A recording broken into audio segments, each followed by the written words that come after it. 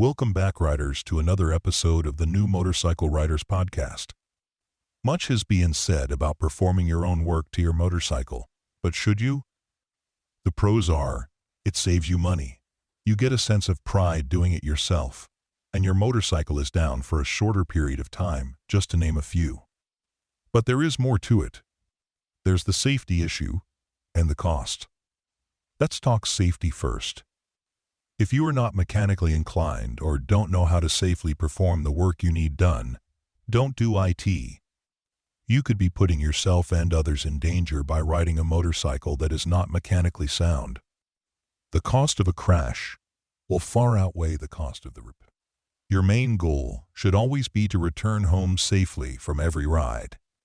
In order to help ensure that you need a mechanically sound machine, next is cost.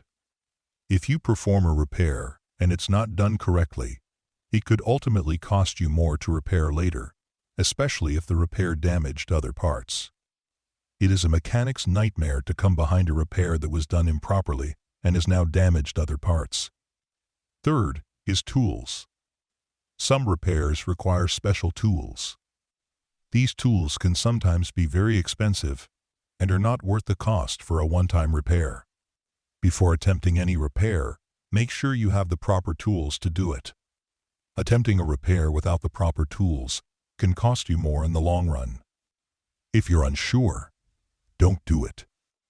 If you're intent on learning how to do mechanical repairs, start with simple routine maintenance checks and then work your way up to mechanical repairs. It's always better to be safe than sorry. I thank you again for tuning in to another episode of the New Motorcycle Riders podcast. Please leave us a like and comment and tell us what topics you would like to hear talked about in the future.